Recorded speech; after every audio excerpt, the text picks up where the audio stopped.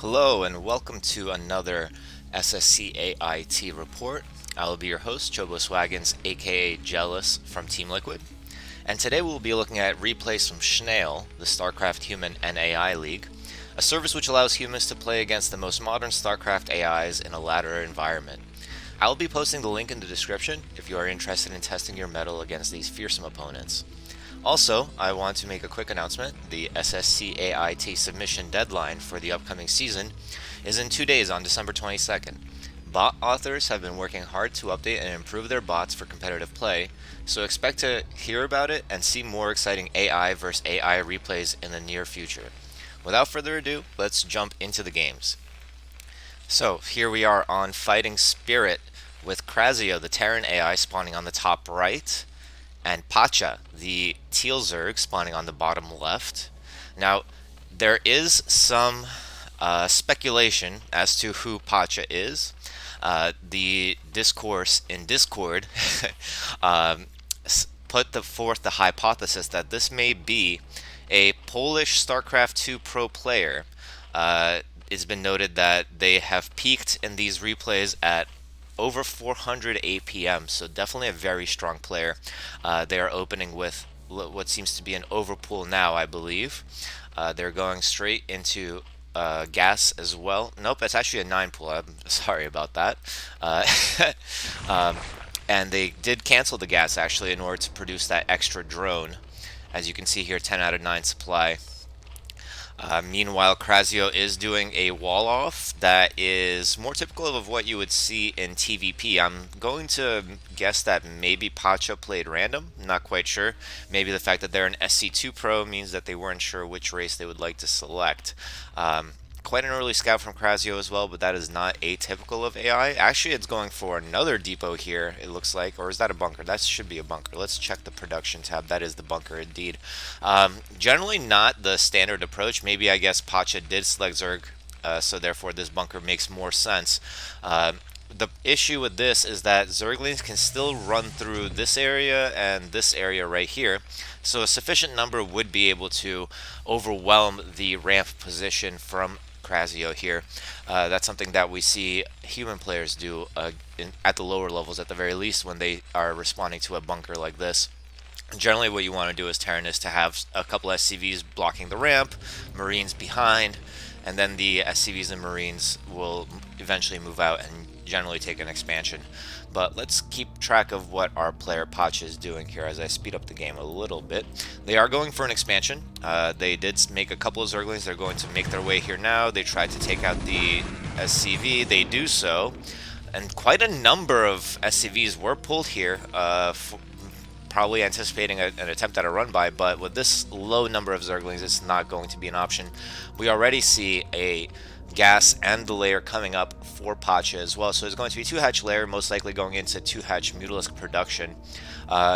Very, very popular build right now, definitely pretty standard meta, and it's going to be interesting to see how Krazio reacts to this. They are scouting, they do see the early layer from Patcha here. And they are going to respond with a factory, it seems like, so maybe some Goliath Valkyrie play. Spire started immediately on the completion of the layer. Will the SCV spot it? Definitely does. It's going to be interesting to see if there's going to be an additional reaction here. Looks like it's an academy actually from Krazio, which is interesting. And would this be an engineering bay? No, it's an armory. Yeah, so definitely going to go into most likely Goliath production. Starting an engineering bay as well. You do need some turrets in order to get to the safe amount of Goliaths that you need to defend your base. The turrets will help extend your lifespan while doing so. Being on one base, though, that is quite a limitation for Krazio. It's going to need to hold on very tight in order to survive this initial wave of Mutalisks. Seems like the Mutalisk production is not quite what Patcha would have wanted it to be, probably waiting for that Overlord to spawn. 32 out of 42 supply now, and a third hatchery now coming up at the same time as the additional Mutalisks. Only one Muta out on the map right now, so not the cleanest build order, but 3 more join it, and more are on the way, with 5 more coming up soon. So let's review the pressure from Patcha here. Mutalisks are arriving. It looks like they're not grouped up yet. Maybe not the cleanest play from Patcha. If it is indeed the StarCraft 2 Pro, they may be just waiting to bunch them up, and soon we will see that APM rise, as the Goliaths and turrets are actually already up. The expansion is coming up from Krasio as well. This is good play. Let's see the Mutalisk control. They're going to dive into the turret. They're going to take it out. One Mutalisk does go down. That's something that Patcha is not going to be happy with. The Goliaths are already out. No range upgrade yet. No +1 spinning. One Goliath goes down. One gets pulled back. Great micro here from Krasio, but unfortunately another Goliath might go down. It's so crucial for it to continue building up those numbers. This building, whatever it was, does go down. The Marine goes down, and now the Mutalisk pressure is going to prove to be a little bit much for Krasio to handle, but a Mutalisk does go down, and therefore Patcha has to pull back. It's going to go try to harass the natural mineral line. Now, the turrets are in a decent position. Are they going to get repairs in? Yes, a little bit, but it's not going to be enough. The gas gets taken out as well. One Goliath is not going to be enough, and unable to snowball its Goliath count, unfortunately. Patcha is doing a great job of picking off individual Goliaths to prevent that mass from coming up. In the meantime, in the main base, it is continuing Mutalisk production. Not too much to see here. It looks like it is thinking about a third base, or I'm sorry, she is thinking about a third base. Mutalisk's coming in now from the side. Looks like it's going to be two Mutalisk group micro, which is something that we've seen Jaedong do. A little bit of a fumble there, though. Lost, I believe, two Mutalisks, and the turret does get repaired.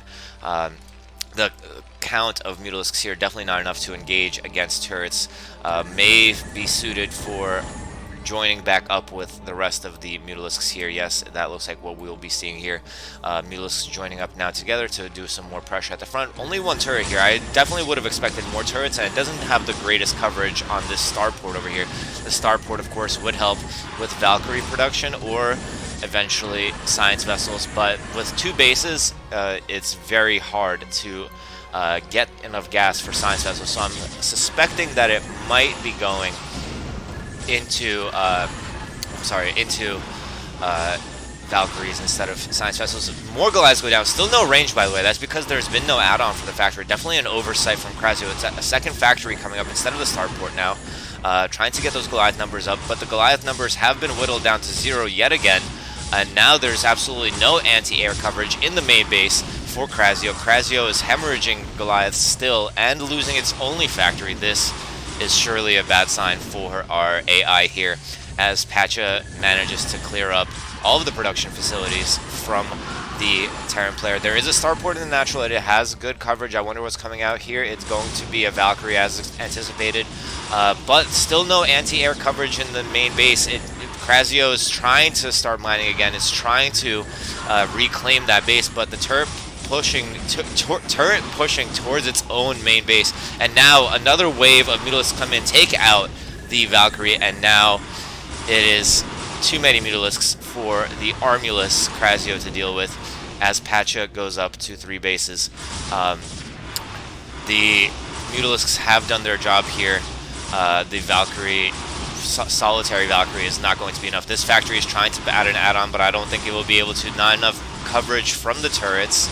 And the 2-hatch Mutalisk play definitely seems to be the trick against Krasio, which is normally a very fearsome opponent. 2-hatch Mutalisk coming out way too fast for Krasio to deal with them. With its sort of... Interestingly enough, it's almost an oversafe approach, you know, going for an early academy, going for the early engineering bay. It just didn't have the right placement and number of turrets in time. Also, the lack of Goliath range and hemorrhaging the Goliaths to the early Mutalisk count definitely does not help. I don't know what that was. I'm gonna rewind a little bit just to make sure what that was. I'm sorry. Let's go and see what that building was. It was supply depot, bunker. Interesting. What is this building? Oh no, this is still a depot. What was the other building that it was making? No barracks? Oh, is it adding barracks? Yeah, it's adding barracks now, trying to use M&M to come back, but without an academy and without a main base, you can't help but feel that it's only a matter of time until Krasio falls to the amount of Mutalisks produced by Patcha off of 3 bases.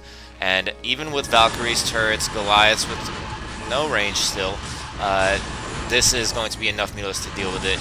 And yes, the Valkyries do go down. A lot of Mutalisks did perish though, so it looks like Patcha is not quite ready to engage against this number of turrets, but it is going to be harassing the SCVs. The SCV count is dropping precipitously. Only 15 left now. 29 for Patcha on 3 bases still. Minerals and gas actually soaring quite high. Patcha perhaps focused too much on the micro, maybe not feeling that it's absolutely necessary to put in all the effort. 348 APM peak there, if we noticed. That comes from using the double Mutalisk stack. And with that, Krasio resigns with 3 workers and only 1 army remaining in the Marine. Patcha doing a fantastic job to take out Krasio here. The 2-hatch Mutalisk build order does seem to be incredibly strong. So again, we will see on Fighting Spirit Krasio spawning on the top left as the blue Taran, and we will have Patcha spawning as the teal Zerg yet again at the top right of Fighting Spirit. And are we going to see the same thing again? It definitely worked out quite well for Patcha. I'm interested to see if they're going to experiment with something different. That has been my personal experience. Whenever I beat the AI with something, I don't just go back and do it again. I try something different, and more often than not, I notice that if there's a build order that the AI is weak against, there is also a build order that the AI is really, really strong against. But it's going to be 9 pool again. Not going to make the same mistake as I did in the last replay. 9 pool, adding an extra drone using the gas trick, very nice. Shows great recognition and understanding of the game by doing so. And it's going to drone scout to see where it can apply that pressure with Zerglings. Now, in the meantime, Krasio is going for a different approach, most likely learning from its previous mistake, not going for the ramp block off in this case, or maybe it feels that this position is a little bit harder to wall off, but actually I'm not sure. I think I prefer this position to wall off against Zorg, because you can do 2 side-by-side depots and then a 3rd one on top if you need to. At that point, you only need 1 real Marine in order to hold off any pressure, but it's actually going to be 2 racks production. Looks like it was something along the lines of 16 barracks, and as a response, Patcha is going to go for an expansion. The Zerglings are inside the base. The SCVs are present to try to hold them off. Actually, not the fact that it doesn't have enough SCVs on the minerals is going to hurt it here. It's not producing Marines out of the 2 barracks that I invested into, and now it's actually down to 0 army. That is not a good look for our AI hero here. 400 APM, as was touted by the person submitting the replay. The Zerglings trying to surround the Marine. Great dodge there from the Marine. The SCVs doing a good job of blocking off, but you can't help but feel that the economy is going to suffer greatly from this. 9 pool is difficult to deal with, but it shouldn't require this much investment. 1 Marine does go down before it makes it to the bunker. More SCVs are pulled. There's only 1 on minerals now. Now they're coming back. The Marine count finally starting to climb. Drones are being pulled. This is maybe a little bit lazy from Patcha here. They were chasing that SCV, it seems like. And now we are going back into 2-hatch Mutalisk play. 14 workers for Patcha, 16 for Krasio, who managed to stabilize despite this early pressure. But there is definitely a delay in terms of the approach to tech. The Spire is already coming up here, and it looks like there's going to be a sunken at the front as well, anticipating Marine numbers from Krasio. As soon as the Academy finishes, we are going to be getting that stim research, which is a great move. It should be producing medics now. It is medics coming out first in order to build up energy before the arrival of the Mutalisks, and more sunkens. Actually, no, this is a hatchery. Interesting choice here. 1 sunken and a forward hatchery. I'm not quite sure that this is the correct approach to handling Marine medic pressure. The Spire finishes and Mutalisks on the way. Only 4, seemingly still not quite the cleanest build order, but slightly better than last time, certainly, with 5 Mutalisks now on the way. They're probably going to bunch up here, and ooh, is Krasio thinking of an expansion? Because I don't think that that's a recommended move here. The turrets are coming up late. Turrets are coming up at a timing that is anticipating a 3-hatch Mutalisk play, it seems like. This turret is not going to finish. Marines are now eager to enter the fray. 1 Mutalisk does go down, but the Marines are kind of split up, and they're far away from the medics. You usually want a patrolling ball of both of them, controlling the outside perimeter of your base. Starport now on the way as well. And this is all off of 1 base, mind you. I'm quite interested to see why the Marine medics feel so comfortable being down here when there's not enough air coverage in the main base. The Mutalisks, 500 APM now for Patcha here. Mutalisks are coming in. Marines are getting picked off one by one. One Mutalisk does go down, 2 Mutalisks pop. The numbers are dropping for Patcha. This is definitely a more difficult experience than what they experienced in the last game. One base, definitely a safer approach against 2-hatch Mutalisk play. Looks like maybe this is going to be Goliath range. No, it's actually Siege mode. Quite interesting choice here. I would have expected... oh, there's no armory actually, so this is... looks like Krasio is trying to fit a build that it had pre-planned into this without actively reacting to the number of Mutalisks that it's engaging against. I would have expected a full investment into anti-air here, like Goliath, Valkyrie, Marine Medic again, but it's not able to maintain the numbers that it needs to fight this number of Mutalisks. The Mutalisk count is climbing again. Looks like this is a full stack here with some backups over here mounting. Still not enough turrets in the main base for Krasio. And Marines are now solitary, no medic support for them. 2 medics pop out, but they'll be low on energy, and are there going to be even any Marines for them to heal? No, it does not seem to be the case. Krasio is trying to hold on, but the mounting number of Mutalisks is becoming more and more difficult to deal with. The starport goes down, and now Krasio is forced to stay in this small, contained base. No ability to move out without amounting any production numbers. 600 minerals and no pumping of units, actually, which is quite unusual to see. You would expect that there would be almost perfect macro coming from the AIs here, but it looks like the pressure is just to deal with too much to deal with. This barracks is going to go down. Meanwhile, Patcha is taking a third base, and it looks like it's going to continue Mutalisk production. It looks like it got supply blocked, although actually, yeah, 60 out of 68. 4 Overlords on the way. There's going to be more Mutalisks coming up. Goliath's finally out on the map. No range yet. 1 Goliath is definitely not going to be enough, and it looks like because of the fact that it was unable to hold on to the numbers that it needed. Ooh, we finally did get Goliath range. This armory got saved as a result, but I don't know for how much longer that will be true. It started getting repaired, but no, the armory is going to go down here. And with only 2 barracks and 1 factory, another barracks being added here. I'm quite surprised that there was no attempt at pushing with turrets, you know, like building successive turrets moving in, like, you know, moving closer and closer to the production facilities. Valkyrie now out, but again, it's too little too late, it seems, for Krasio, as there is now at least 30 Mutalisks, well, oh, sorry, at least 20 Mutalisks out on the map, 42 army supply for Patcha here. 2 full groups of Mutalisks now. And it's almost in time to call another game here. The depots are going down, not that Krasio needs them. Let's go see where the pressure is being applied. Now the starport should be able to go down here. This will eliminate the production of Valkyries, which are probably the most effective unit to, in this case. The science facility may go down as well. I don't think that Irradiate has been researched. Oh, actually it did. It looks like it has been researched. Let's see what the reaction is to an Irradiate. Is there going to be one? Maybe it's waiting for the Mutalisks to get more stacked. No, the Mutalisks are actually not stacking all that much at all. Let's see. Turret, bunker. 1 turret goes down. 1 Mutalisk goes down.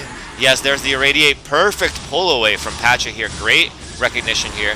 And now the armory may be going down as well, limiting the production of Goliaths. And slowly but surely, again, Krasio has hemorrhaged all production facilities with only 1 barracks, 1 factory, and 1 science vessel. You can't help but feel that it's not long, but actually a big stack of Mutalisks went down there. Turrets are trying to be put up. 1 turret does go down, another one goes down as well. Starport's not going to finish as well, and it's unfortunately, even though it had done a significant amount of damage to the Mutalisks at that juncture, it is also a little bit too late, I feel. The minerals running quite low in the main base of Krasio. Meanwhile, the Zerg is occupying various bases, making sure that there's no other expansions coming up.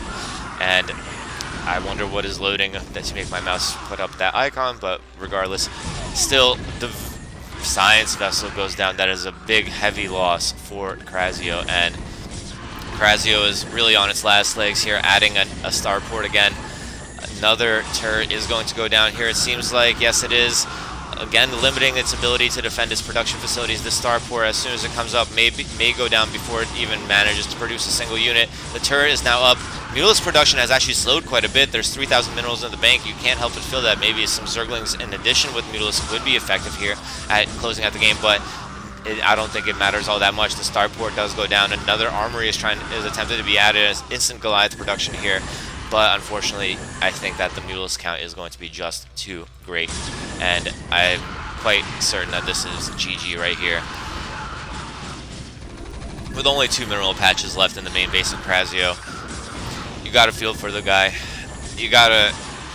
I've been in this situation before. It hurts, but that is all. Now the SCVs are being pulled. I wonder, are they... No, they're gonna mine in the natural, but the Mutalisks are on top of it. They're actually mining from the middle as well, quite interesting. Trying to get enough minerals to do anything, but 0 minerals in the bank. Mutalisks not allowing the SCVs to come back with their cargo, and it is all but over now. Krasio must be feeling the pain right now. Mutalisk count continues to rise over here in that safe area, and this is most certainly GG. Let's move on to the next game. Next game we again have Patcha, but it's going to be against TSC Mu, another great Taran AI spawning at the top right of Fighting Spirit. On the bottom right we have Patcha, the blue Zerg, maybe practicing their 2-hatch Mutalisk play. Maybe this is definitely a way to utilize the AI as a method of practicing certain build orders, and practicing the micro associated with them, practicing the Mutalisk micro. You don't have to wait in a queue for ladder. You don't have to, I don't know, message a friend to start a game. You don't have to basically deal with human beings. If you want to practice certain builds, you could just fire up Snail, which again I'll link in the description, and you can pick the bot of your choice, probably the one that does a build that maybe you have trouble with, or maybe the one that you want to practice against, and therefore you can just play infinite games against this AI, and I'm sure that the bot authors would be quite happy with you doing so. Again, we're seeing the gas trick that allows you to build an extra drone. At 10 drones it sends 1 forward to scouted teams. Yes, it does indeed. The Taran AI actually looks like it's going into 1 base play here. 1 barracks, 1 Vespene Geyser scouted its main base to check for proxies, it looks like, which would be quite hilarious if Zerg did proxy a hatchery. The Zerg finding its opponent here, and it is going to expand again. The Zerglings are going to come out. Let's see how the hold is from TSC Mu compared to Krasio's. Krasio did struggle, but I like this move already from TSC Mu, keeping the Marines in the mineral line. Makes it easier to pull SCVs to repair them. They don't have to travel as far I'm sorry, not repair them, but defend them. 1 SCV only pulled. This is a really great response, or really great micro against the Zergling count. Did lose a couple Marines, but it definitely didn't invest as much into the defense as well. So very nicely done there by TSC Mu, as we're likely to see, yes, there it is, the 2-hatch layer coming up again. 2-hatch Mutalisk will be the play once more. I wonder if TSC Mu would be able to scout this. This is something that it is lacking compared to Krasio at this moment. It doesn't seem to be aware of the 2-hatch Mutalisk play, but if it applies pressure with these Marines, it might force some early Sunkins from Patcha. Again, yeah, exactly. It's going to have to cancel that hatchery and place another colony here in anticipation of Marines, but the Marines are not coming. They just came out to threaten a little bit. This is actually a great quote-unquote mind games. This is something that you can do in all matchups against Zerg. You can move out with a little bit of a force, a little too much for them to deal with. They're forced to make defensive alternatives, but I like the fact that Patcha did not invest into 2 sunken colonies. Only has 1 at the moment. Finally, the scout arrives from TSC Mu. And the Spire is already halfway done. We're seeing 3 factory Vulture production. It seems like there's no anticipation of anti-air. If it's 3 factory speed Vault, it could run in and we could have an interesting base race scenario, but Vultures can't shoot up, unfortunately, so as a result, quite likely the Mutalisk will be able to handle it. Looks like the hatchery is being placed again at the front. Still not quite sure about this option, but maybe it is reacting to the fact that it is factory play based on its scouting information. You do like this hatchery to be here in order to prevent run-by attempts. This area still is susceptible to run-bys, but now with Mutalisk out, run-bys are a lot less scary. A lot of mines being placed. Turrets finally coming up, but they are not going to be in time for the Mutalisks. Yes, absolutely not. The turret does not come up. Looks like the timing was just not right. The Mutalisks... 1 Mutalisk did go down to just straight Marines, and actually the turret does go up. The burning animation wasn't started until now. It did get repaired. Goliath now out on the way. Great response from TSC Mu. Adaptation to the situation. Looks like the Vultures thought about running in, but thought differently as soon as they saw the blockade there with the sunken colonies. Goliaths, Marines, turrets, and what is this going to be? A starport? Yes, it is. But only one turret. I don't think that's enough for dealing with human control. Still no range on the Goliaths as well. Only one turret. The bunker looks like it's empty. If that bunker was full, that would have been so good for the AI here. But unfortunately, with only 2 turrets here, the third one is not going to complete. The natural has to be abandoned. Bunker is going to get denied as well. And again, the AI has lost the ability to mine one of its bases, as we saw in Game 1. Patcha taking down this command center slowly but surely. But no, it looks like it's going to prevent the AI from building up enough army. That is the goal, because if the Goliath and Marine and whatever else count gets too high, the Mulist will have to struggle more. It's going to focus on taking down the starport, recognizing the fact that Valkyries are potentially its greatest threat in this point of the game. The starport does go down. Goliath range is finished, but there's absolutely no anti-air coverage, no turrets additionally here, despite the fact that it definitely had minerals in order to do so. Only one turret still in the main base. You can't help but feel that this is an underreaction from the AI. If I was in this position against 2H Mulist, I would freely add like 4 turrets here and here, just knowing that if I hold on long enough, the economy from Zerg can't be that much better than mine. Going for 2 hatch Mulist production, even though, I mean, there are 3 hatcheries now, but the vultures, are they going to run in? No, they scan ahead. Only 1 sunken. I feel like they could be able to. There is some pressure mounting, but the natural is going to go down. It looks like the siege mode is going to take down the sunken actually, so if the vultures run in after that, but now that I'm looking at it, TSCMU has no workers left of its own. Looks like it is going to be a similar situation to what I anticipated earlier, where it's kind of almost like a base race scenario, but no, the Mulists come back and there's no anti-air for the Taran opponent, and that is going to most likely be the game. No production of SCVs, not enough minerals to make any SCVs, and that is GG. Patcha, 3 zeros are AI Terrans in these replays. So, well played by Patcha. Better luck next time to our AI developers, TSCMU and Krazio. Hope you guys maybe learn how to add a couple more turrets in response to such human play for the future iterations of your bots. Now, moving into the next game. This is an exciting game. It's going to be our what I like to consider our hometown hero, Cinders. But surprise, Cinders is playing Taran now. I've noticed, I looked through the recent replays on Schnail, which is something you can do, and I noticed that Cinders, they switch between Protoss and Taran quite frequently. Maybe, you know, opting to see which works better against AI, maybe practicing both races, but either way, Cinders, who is classically a Protoss, we've seen a number of replays from them that in which they were Protoss, now a Taran player in this game. They spawned on the right side of Heartbreak Ridge as the red Taran. On the left side, we do have the anonymous AI, which, spoilers, is Stardust. Stardust is one of the premier AIs that we have right now. It's top of the ladder in the AI tournament brackets, and it was top of the ladder in the versus human bracket as well last time I checked. Interesting choice here to go for a barracks block. It's definitely safer. It prevents any excess pressure early on, but it's going to be interesting to see what Stardust does here. The SCV scout is coming in now. Stardust did scout the fact that the front is blocked off, and actually repositioned the barracks a little bit. I believe if you depot here, it might be Zealotite. I'm not 100% sure. Yeah, it looks like it would be, because the SCV had to route around. The SCV is usually a decent test for whether or not it's Zealotite as well. Not 100% accurate, but close enough. And now we do see the second gateway. Stardust, of course, famous for its 4-gateway Dragoon play, and not actually, I don't think it's making any Zealots to start off. Yep, it's going straight into Dragoon production, recognizing that PvT, it doesn't really need to make that first Zealot. It's going to go directly into 4-gateway Dragoon, and here come the additional 2 gateways.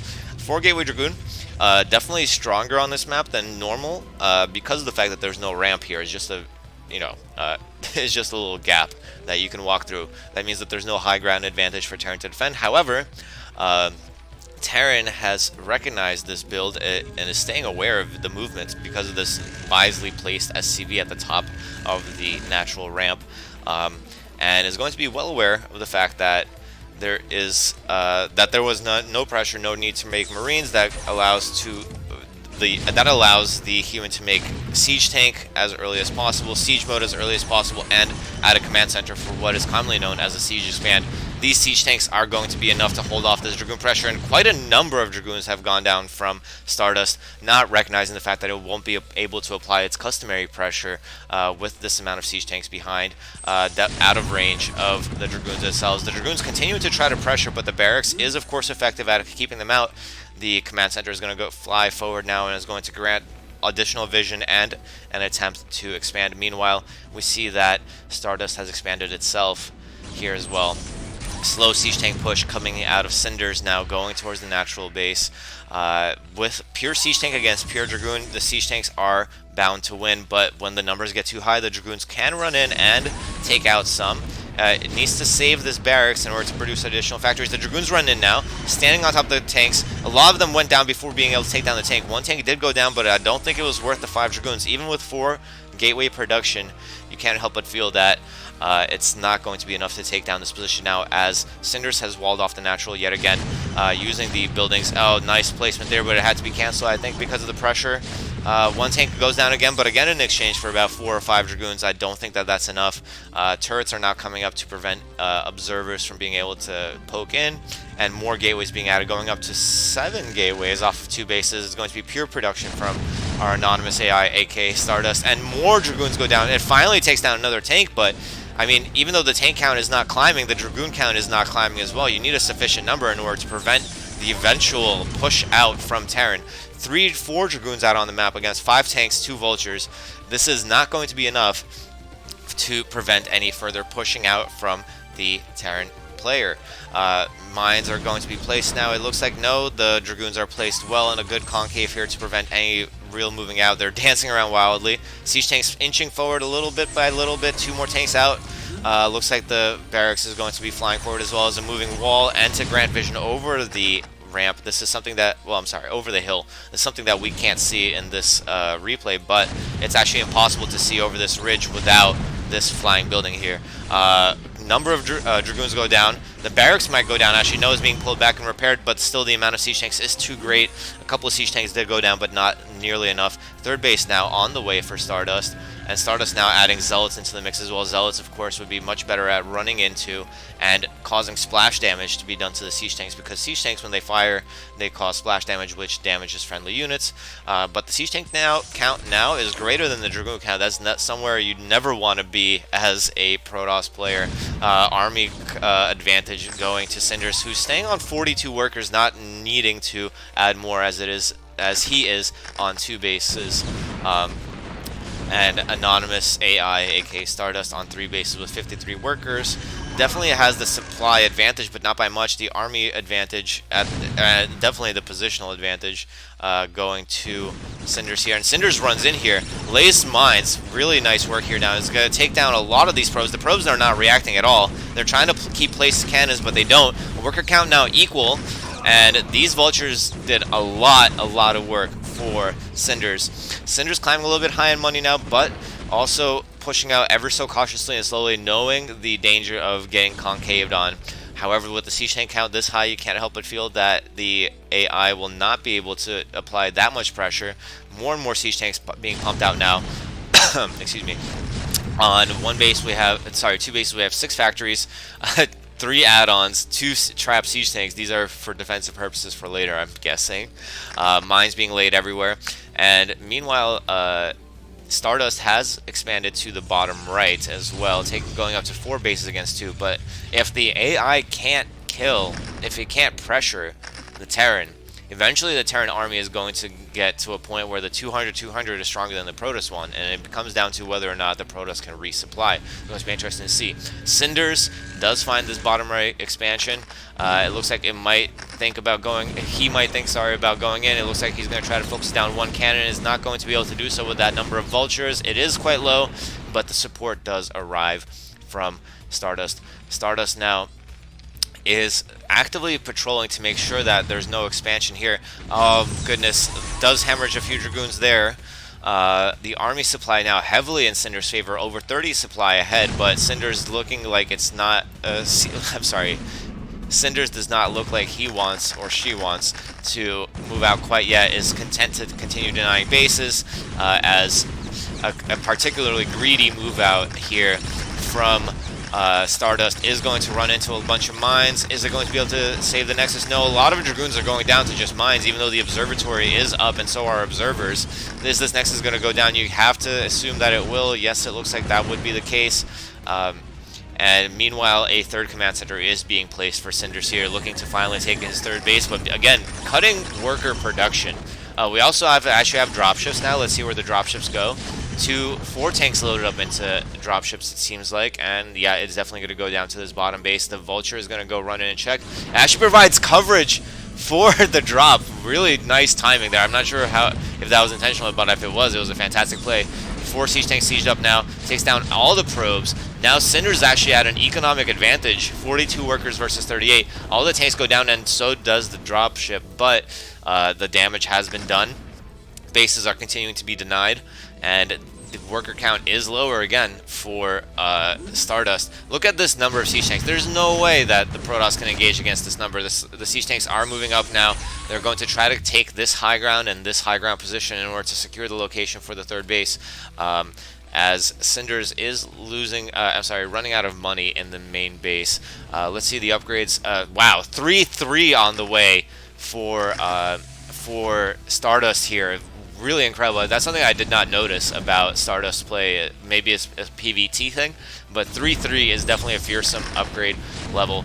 Only 2-2 right now for Cinders. But again, the siege tank count is way too great. Let's see, there was another drop.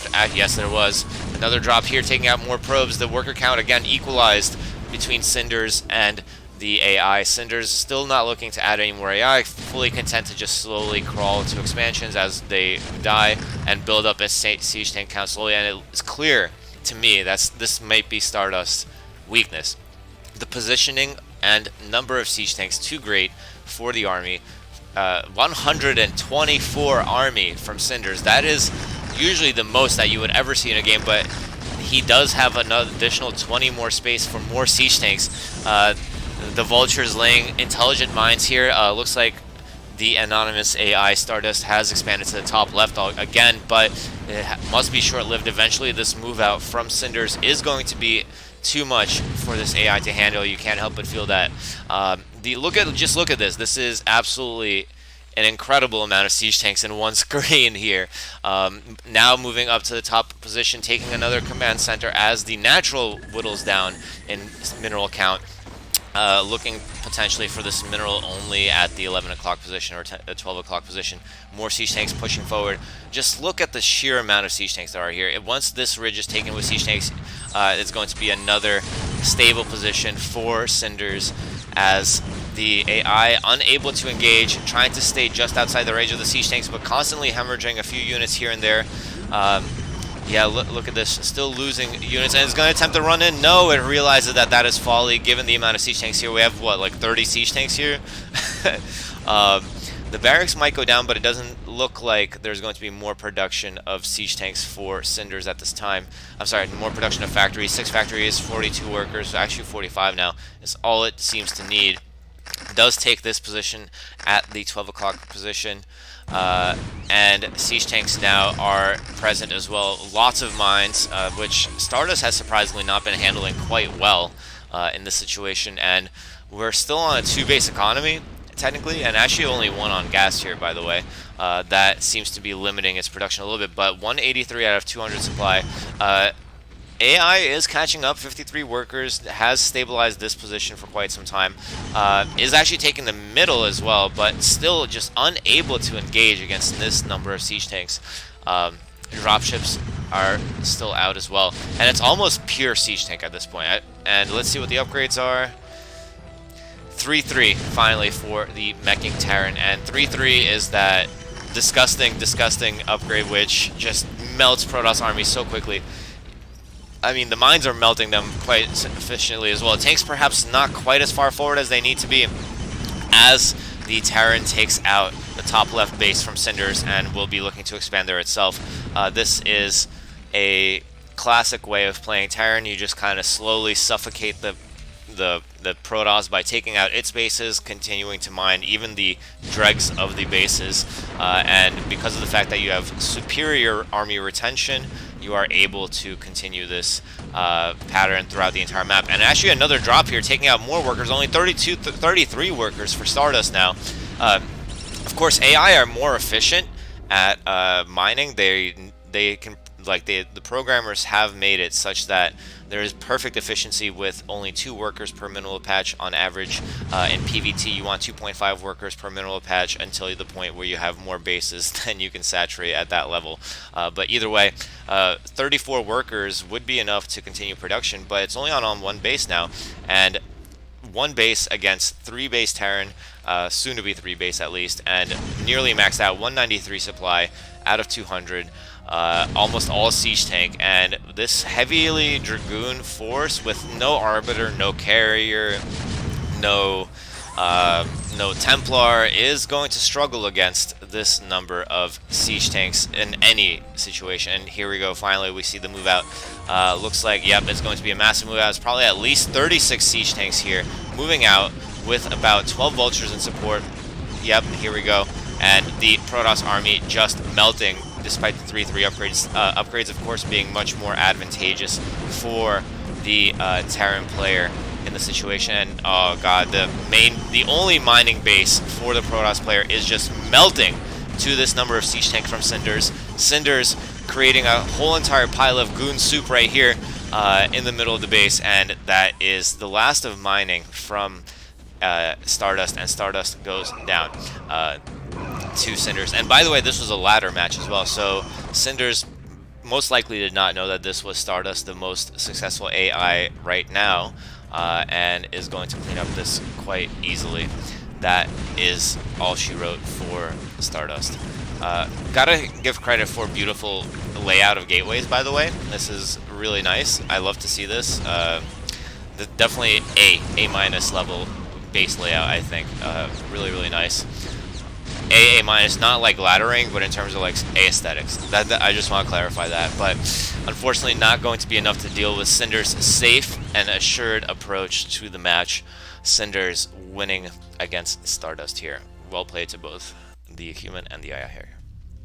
Now, moving on, we have Circuit Breaker, and in the top left we have the anonymous AI, but I am going to spoil it to you. This is again going to be Stardust in the top left, and in the bottom left we have the human competitor also spawning as Protoss, as the red Protoss. And spoilers again, this is me. This is one of my games that I recently played. I just hopped back into the ladder. It seems that bot authors have been focusing very much on improving their AI for the SSCAIT deadline, so less recommendations this week, so I had to dig into my own files. I have already suggested, commentated, and so have my co-commentators commentated on matches that I've played against our AI before. I lost a lot of those games, so I figured that I might be a little self-serving and upload one where I win. Now, Stardust, again, famous for its 4 Gateway Dragoon play. I checked the middle because I anticipated that maybe with such an early scout there could be a proxy in the middle of the map, but that does not seem to be the case. It looks like Stardust willing to sacrifice those early minerals in order to ensure that it gets a scout off on its enemy position, and making sure that there's no proxy shenanigans, there's nothing crazy going on, knowing perhaps that because of the fact that, as I mentioned earlier, it has really incredibly efficient mining, therefore it can make up for any lost mining time early in the game with efficient mining. But Stardust, aware of the fact that I went for 2 gate and is going for 2 gates of its own, this is a great response. It pulled workers off of gas, really well programmed here. I tried to poke up with 1 zealot, 1 probe, but against 2 zealots there's not much you can do. Great engagement and disengagement from Stardust here, building just enough zealots in order to control this ramp here. And now as I arrive with 3 zealots, it has 3 zealots of its own. So again, like as I said earlier, this is a really great response from Stardust here against a 2 gateway build order. So at this point I'm kind of at a loss for what to do. Normally what I would do is go for an expansion, which I do here, you use 2 gateways in order to build yourself. The time I try to build a little bit of a concave here so that even if the AI with its inhuman micro and speed moves out, I will be able to surround it most efficiently. And I'm keeping the probe here as well for engagement, and here I'm going to start trying to cheese the AI. Instead of building cannons in the natural, which is what you might commonly do, and by the way, I love the way that this probe stays here to just keep track of what's coming out, but I will never be able to catch it with zealots because probes are faster than zealots and it moves at inhuman speeds. I'm adding cannons here instead of building them at the natural. I'm building them at its natural to try to contain what I know is coming, which is going to be an incredible production from Stardust. I'm adding cannons here, bring back my zealots a little bit to protect from any run-bys. And let's see, Stardust added a cannon of its own because it's not sure if I'm going for DTs, and it knows that I have really good production as well as it does. So therefore I could at some point try to push up. This cannon would be great for defensive, a great addition to his defenses. I'm just content to add a couple of cannons. Now, this probe is going to go, and I was thinking about building a ring of pylons to make sure that it never leaves with a shuttle or something. I forgot about the fact that there's this probe here that I've started just ignore. It could run away and start building proxy buildings or expansions wherever it feels like, but no, it's just going to be for Gateway Dragoon production as we anticipate from Stardust, as it has been so successful with. I'm on 2 bases now, and I do have the worker advantage, 31 to 23. Stardust tries to move out. It is unsuccessful though. I did have the superior concave here. The cannon does go down though, nice snipe. And now I know that I have to abandon this position because Dragoons are out in force. Zealots will, in this number without speed, will not be able to handle this Dragoon force. I can't afford to lose them either, so now I'm adding cannons at my natural base. Finally, I take out that probe that has been spying on me this whole time. And now I'm just trying to hold on until the cannon's finished, so that's why I have to start applying pressure. The Dragoons run forward, they try to attack this cannon. I believe I canceled it in time. I can't afford to lose too many of these Zealots though, because now my own Dragoon production is starting, but look at the number of Dragoons here from Stardust. Stardust is going to start churning out Dragoons. Now on 5 Gateway Dragoon, I'm only adding my 4th now. So even though I do have the economic advantage, I do not have the army advantage. 22 versus 32, with only 3 cannons making the difference here. The cannons did make a huge difference there. There were a lot of Dragoons went down, but I did lose a lot of Zealots as well. Now diving in, trying to bomb these cannons. I am barely holding on. I'm trying to add more cannons. Had lost another one that was in production. I love the way that Stardust does that. It applies pressure to the cannons as well as the army. Great control. I have to pull my probes now. I'm out of cannons in the natural, and here I am I realize that I am dealing with something too great for me to handle with. I have to use probes to defend my natural here. I lost quite a number of them. We're now on equal worker counts, 26 workers for both of us. Much more efficient for Stardust though, and I'm about to lose my natural, but I'm barely holding my ramp here, and 4 Dragoons against 3 on a high ground I'm going to be able to hold for now. This Dragoon is injured. I pulled it back a little bit. This one got shot a lot of times to it. It almost had hacker-like level of accuracy. Like, it did not miss as many shots as I thought it should. Usually you miss about 50% of your shots shooting uphill. That Dragoon definitely ate like 8 shots in a row to the dome. But finally I have a count that is sufficient from my 4 gateway production to retake my natural. Thankfully the Nexus is still up. I'm going to be able to resume worker production, but look at this. In the meantime, Stardust did take its natural and is actually now ahead in workers by a significant margin, 7 workers. So I definitely did not get as much of an advantage from my early expansion as I hoped I would. However, this concave position definitely favors me using the double bridges. Of course, if Stardust tries to wrap around, it could be dangerous for me. It's still ahead in supply, but it looks like it made a couple of bad movement errors here, a little bit over aggressive with the Dragoons, similar to what we saw against Cinders in the last game, where the siege tanks were capable of staving off the pressure. I mean, I recognize the fact that I lost a lot of ground because of the fact that my natural was not mining for a while. I had to place a lot of cannons. My army production is not as high, and my economy is not as good. I'm trying to figure out what is the most optimal configuration at which I could take the most favorable trades on my bridge. Noticing that Stardust mostly just goes through the north bridge instead of the south, I tried to make a better concave here, even though that this makes a slightly worse concave for these edge Dragoons. Yeah, see, as you can see, that Dragoon has to be pulled back a little bit. I'm trying to reconfigure how the concave should look for that engagement area. In the meantime, I am adding Dark Templar, and I don't think that Stardust has any detection now. And look at this response to DT. This is really suspect to me. It is waiting for the observer to come. It can't decide whether to run home or whether to, I don't know, apply pressure, and the observer finally making its way here from wherever it was. But in the meantime, a lot of damage has been done, and now I've almost caught up in army count to the AI. I'm adding Archons now as well. Archons are great for soaking up hits, and they do splash damage against Zealots. Of course, Zealot count not quite high. Look at this production, by the way. What is that? 10 gateways off of 2 bases now, 2 mining bases. Zealots wrap around to try to contain the Dragoons. The Dragoons did focus on the Archons as anticipated, and I got a great trap here. This went heavily in my favor. Now I have double the army supply of the Stardust AI, and that is going to be hard for it to deal with as I take out one of its 2 mining bases in the natural here. Myself adding a 3rd base in the meantime as well. The probes are trying to fall back, and now I am ahead in both. I'm double the worker count and ahead by 20 in army, so even though there is a high ground advantage, I feel quite comfortable with this position. I didn't manage to take out the Nexus, and actually I was quite surprised by the number of army that pushed out here. The army count's now ahead for the AI somehow.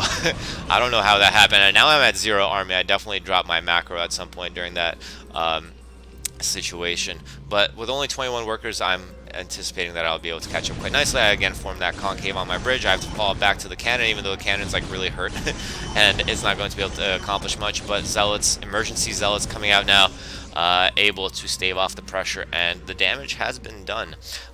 It's trying to regain its worker count. Really high in gas, by the way. If it started adding Templar at this juncture, maybe some Archons, that could be dangerous for me. I have a Templar of my own, though, and Archons and Zealots. I'm continuing to produce workers. 48 workers now on 2 bases, 3 bases almost. Again, I can't invest too much into probes because I know how dangerous it is, and I don't have the advantage of siege tanks to hold positions. So I have to be constantly pumping in order to keep up with the inhuman macro of Stardust. Adding a Nexus now, it seems, at the top right. I think I scouted it, and my cheeky response is to cannon rush it. This was just outside the vision of the Nexus, so maybe was not aware of that. Let's see, I try to move out here. I do so by going through the upper ground as well to make sure that I don't get flanked.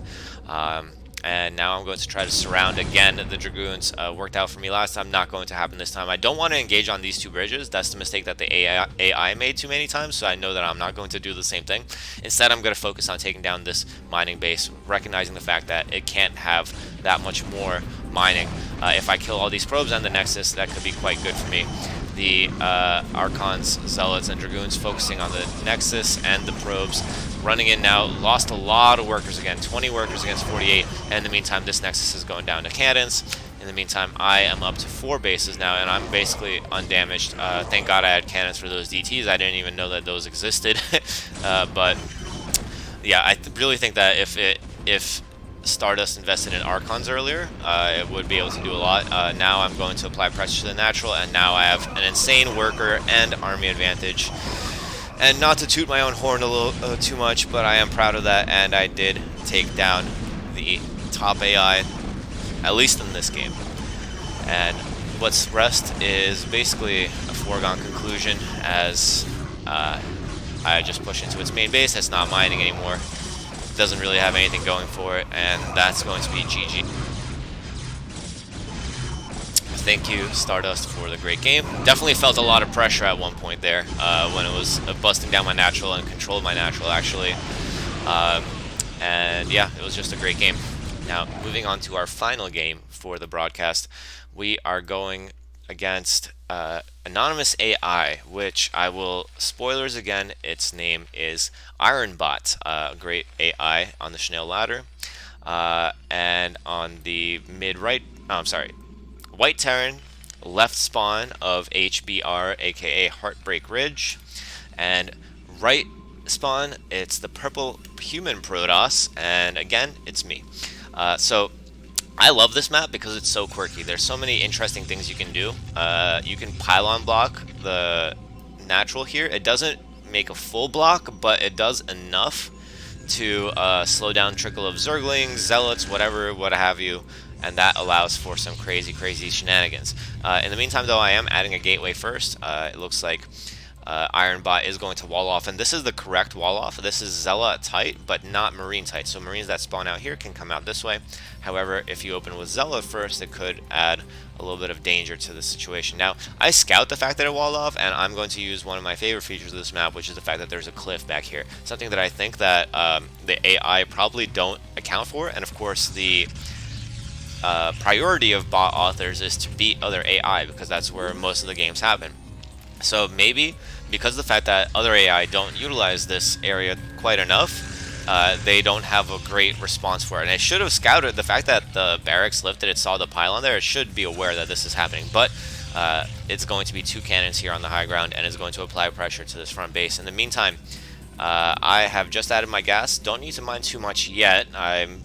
This is not by any means a prepared build order.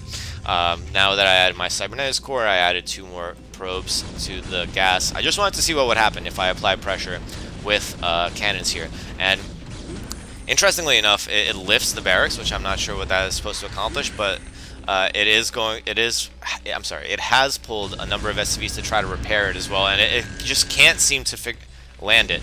And also, I'm quite curious why I can't attack it when it's lifted, but I can when it's landed. That is really weird to me, by the way. I have no idea why that is true. Maybe because when it lifts, it's slightly out of range somehow. That's crazy to me.